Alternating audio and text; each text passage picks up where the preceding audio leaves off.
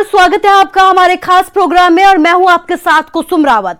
पहाड़ चित्कार रहे हैं, जल प्रलय से हर तरफ हाहाकार मचा है, आसमान से मौत बरस रही है। मौत के इस तांडव के आगे सब बेबस है।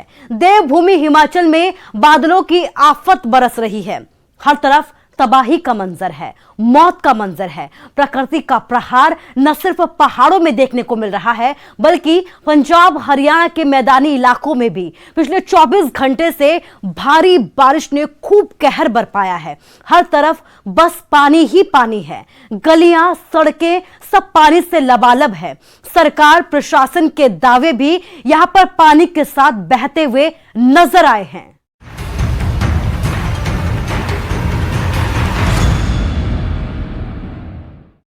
हिमाचल प्रदेश के लाहौल स्पीति के उदयपुर में बादल फटने से हर तरफ तबाही का मंजर देखने को मिला। भारी बारिश की वजह से घाटी के नदी नालों में अचानक से भयानक बाढ़ आ गई और कुदरत के कहर के आगे हर कोई यहां पर बेबस नजर आया।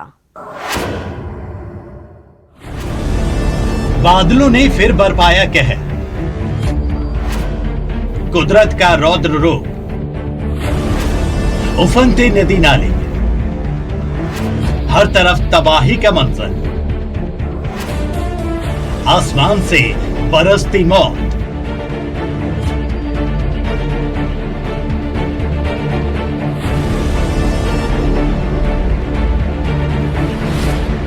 पहाड़ों में बारिश नहीं, आफत की बारिश हो रही है। धर्मशाला के बाद अब लाहौल स्पीति के उदयपुर में बादल फटा है। बादल फटने से अचानक आई बाढ़ की तस्वीरें आप देख सकते हैं। कैसे सैलाब आ रहा है, तेज वेग और गर्जना के साथ ये सैलाब अपने साथ सब बहा लेकर जा रहा है। तस्वीरें बेहद खौफनाक है। उदयपुर में बादल फटने से जनजातीय जिला लाहौल स्पीति के तोजिंग नाला और कुल्लू में मणिकर्ण के ब्रह्मगंगा नदी में भारी बारिश के चलते बाढ़ आ गई है। वहीं घाटी के सभी नदी नाले उफान पर हैं, जिसे देखते हुए एसपी लाहौल स्पीति मानव वर्मा ने एडवाइजरी जारी करते हुए लोगों से अपील की है कि वो मनाली लेह हाईवे पर और लाहौल स्पीति की यात्रा करने से बचे, ना ही लद्दाख की यात्रा करें। सामान्य यातायात बहाल होते ही सूचित कर दिया जाएगा। इसके अलावा आपातकालीन स्थिति और सड़क की स्थिति के बारे में जानकारी के लिए जिला आपदा नियंत्रण कक्ष में संपर्क करें। वहीं बाढ़ में बहे लोगों की तलाश में डीएसपी के नेतृत्व में बचाव दल, डीडीएमए, आईटीबीपी और बीआरओ के कर्मचारी जुटे हैं। रात भर बचाव कार्य चलता रहा।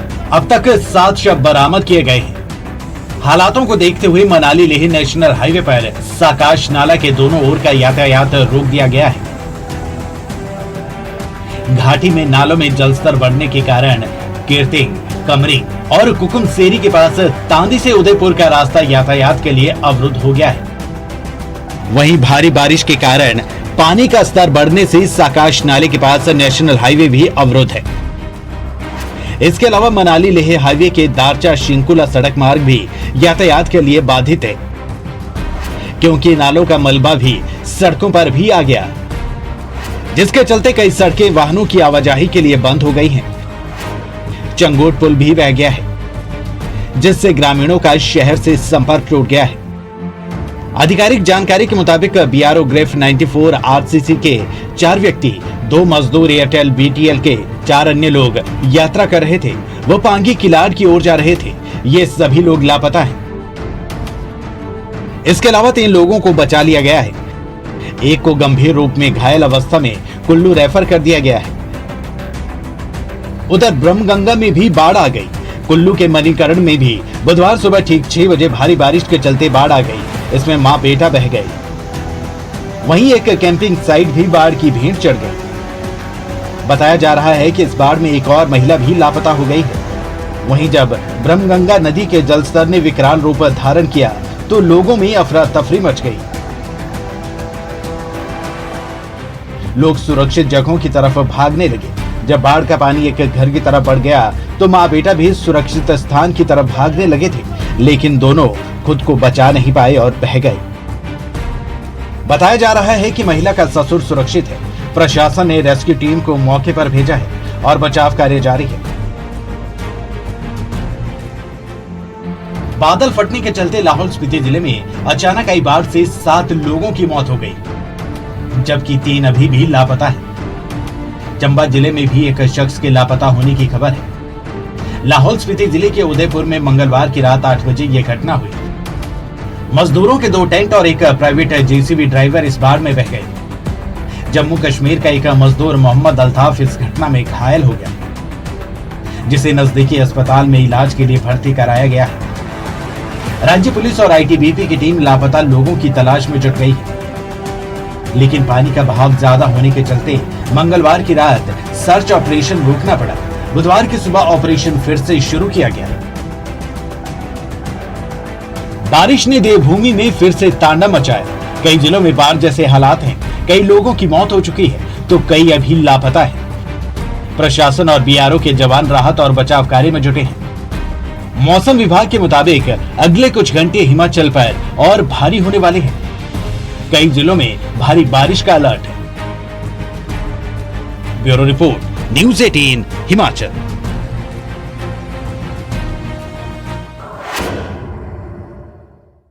बादलों से बरसी आफत से बेहाल हिमाचल के लिए आने वाले कुछ घंटे और भारी रहने के अनुमान जताए गए हैं। 10 जिलों में 24 घंटे के लिए रेड अलर्ट भी जारी किया है।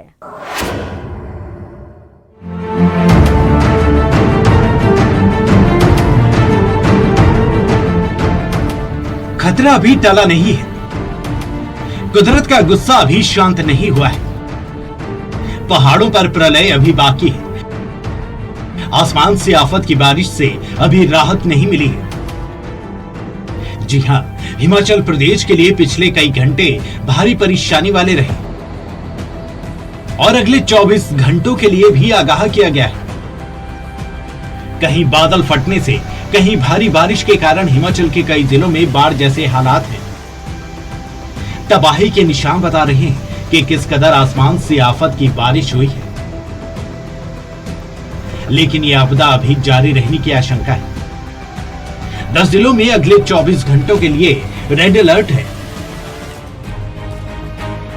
इससे पहले मंगलवार रात और बुधवार को हुई तबाही में कई लोगों की जान चली गई, कई लापता हो गए, कितने ही घरों, वाहनों को नुकसान पहुंचा। 6 जिलों के लिए मौसम विभाग ने बाढ़ का अलर्ट जारी किया है। चंबा, कांगड़ा, कुल्लू, मंडी, शिमला और सोलन के कई इलाकों में बाढ़ की आशंका है। आने वाले 36 घंटों तक के लिए मौसम विभाग ने यह अलर्ट जारी किया है। मंगलवार और बुधवार को भारी बारिश के कारण प्रदेश में अलग अलग जगहों पर 194 सड़कें बंद हो गई। मंडी में 15 वाहन फंस गए। कुल्लू में तकनीकी शिक्षा मंत्री फंस गए। किन्नौर में फंसे 100 से ज्यादा पर्यटकों को सुरक्षित निकाला गया। वहीं नूरपुर में एक चलती कार पर अचानक पत्थर आ गिरे, जिससे उसमें सवार बाल बाल बचा। छत काटकर उसे बाहर निकाला गया। प्रदेश में 2 NH, एक स्टेट हाईवे और 183 संपर्क मार्ग बंद पड़े हैं। इसके अलावा 282 ट्रांसफार्मर ठप हैं और 65 जल आपूर्ति योजनाएं प्रभावित हुई है। भारी बारिश से जनजीवन बुरी तरह से प्रभावित हुआ है। ये परेशानी अगले कुछ और दिन तक रह सकती है। ऐसे में जितना हो सके घर पर रहे, नदी नालों के पास न जाए। जब तक बहुत जरूरी ना हो, यात्रा ना करें। पर्यटकों से भी सरकार, प्रशासन यही अपील कर रहे हैं कि इन दिनों पहाड़ी इलाकों में घूमने ना जाएं, एहतियात बरतें। Bureau report, news 18 Himachal.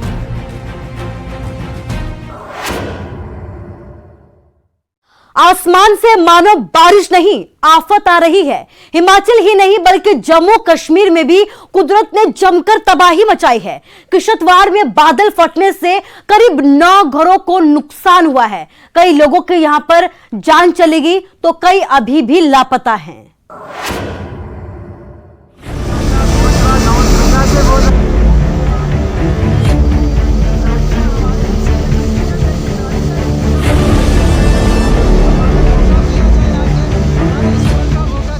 कुदरत का ऐसा रौद्र रूप, आसमान से बारिश नहीं आफत, हर तरफ तबाही ही तबाही।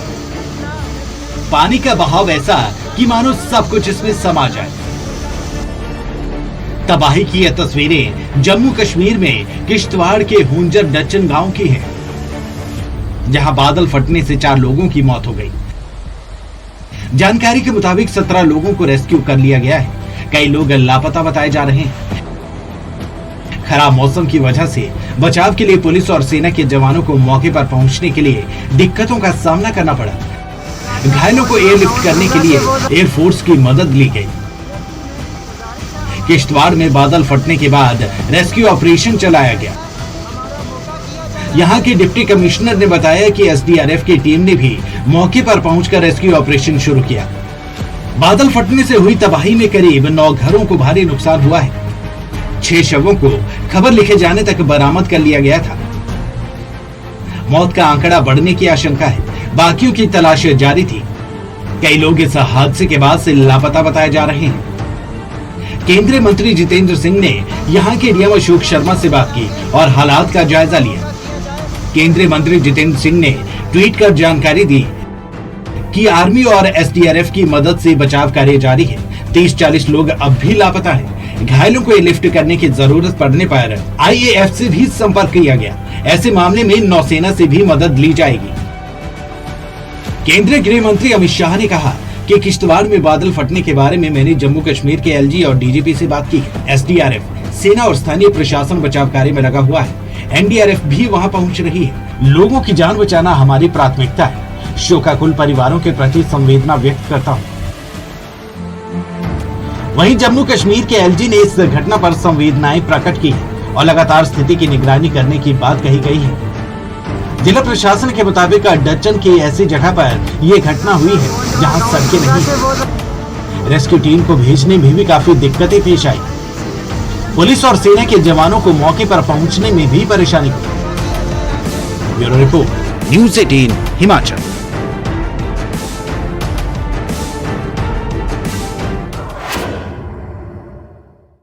आसमान से बरत रही आफत की विनाश लीला न सिर्फ पहाड़ों पर देखने को मिली, बल्कि मैदानी इलाकों में भी पिछले 24 घंटे से लगातार बारिश जारी है और जिसकी वजह से जनजीवन पूरी तरीके से मुहाल हो गया है।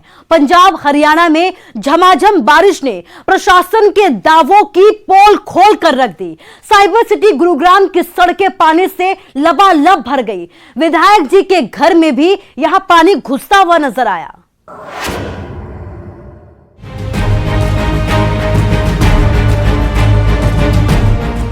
ये न तालाब है, न दरिया और न समुद्र, बल्कि बारिश के पानी से लबालब भरी साइबर सिटी गुरुग्राम की सड़कें हैं। वही चमचमाता भागता शहर जिसे स्मार्ट सिटी का तमगा भी हासिल है। हाँ, बाकी दिनों में आप इसे स्मार्ट सिटी कहेंगे तो इतना अजीब नहीं लगेगा, पर बारिश के बाद यहाँ के हालात कुछ ऐसे हो जाते हैं। और ये शहर जो अपनी आसमान को छूती बहुमंजिला इमारतों, मल्टीनेशनल कंपनियों, चौड़ी सड़कों, फ्लाईओवर, मेट्रो, पब, बार, नाइट लाइफ की चकाचौंध के लिए जाना जाता है, वो बरसात के बाद खुद के वजूद पर रोने लगता है। शहर के पौष इलाके भी कई फीट पानी में तरबतर हो जाते हैं। पिछली बारिश ने तो तालाब बनी एक सड़क ने एक युवक को भी ले लिया था और फिर भी शहर की सड़कों का ये हाल है। अरे जनाब, सड़कें ही क्यों, शहर का कोना कोना पानी से लबालब है। समझ नहीं आता कि इन सड़कों पर गाड़ी लेकर निकले की कश्ती। अब जरा ये मकान देखिए, स्थानीय बीजेपी विधायक सुधीर सिंगला का है, जहां पानी भर गया है। विधायक के बेसमेंट में पानी ही पानी है। गुरुग्राम में हुई बारिश के बाद जगह जगह पर जल भराव हो गया है और इस वक्त मैं खड़ा हूं गुरुग्राम के सिविल लाइन के एरिया में, जहां पर कि आप देख सकते हैं कि बारिश के बाद किस कदर जो जल भराव है वो हुआ है। यहाँ पर लोगों के घरों में जो है वो पानी चला गया है। करीब 2-2 फुट तक जो पानी है वो लोगों के घरों में घुस गया है और अब लोगों का घर से बाहर निकलना भी बेहद मुश्किल हो गया है। सुबह करीब 10 बजे जो है बारिश शुरू हुई और उसके बाद से ही लगातार करीब 1 घंटे की बारिश के बाद गुरुग्राम में जो है ये जो जल भराव है वो हुआ है। लोगों के घरों में पानी घुसा है।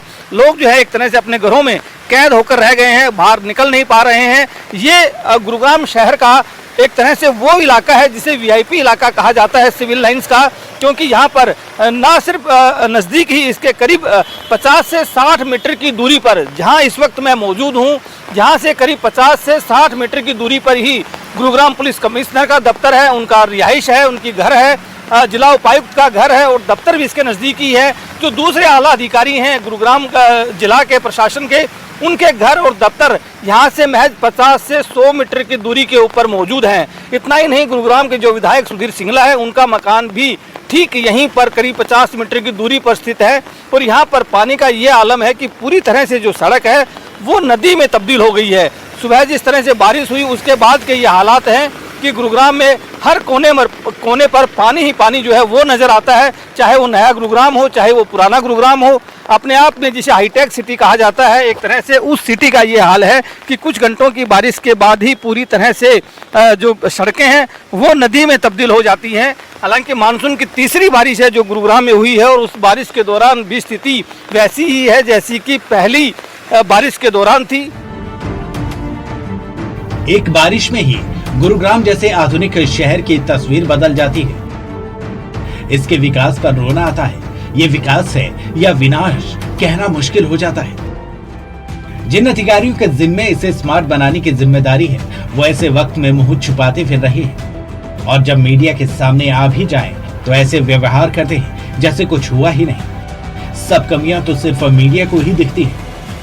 उनकी नजरें उन कमियों को देखकर भी नहीं देखती।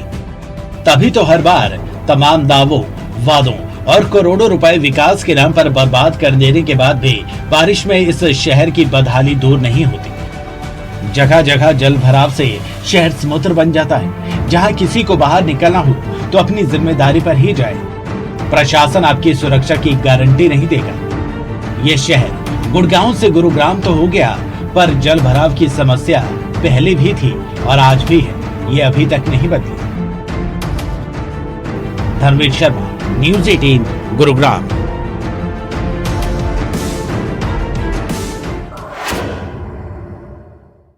और फिलहाल के लिए हमारे इस खास प्रोग्राम में इतना ही, लेकिन आसमान से बरसती आफत के बीच अपना ख्याल रखिए, घर में रहिए, सुरक्षित रहिए। नमस्कार।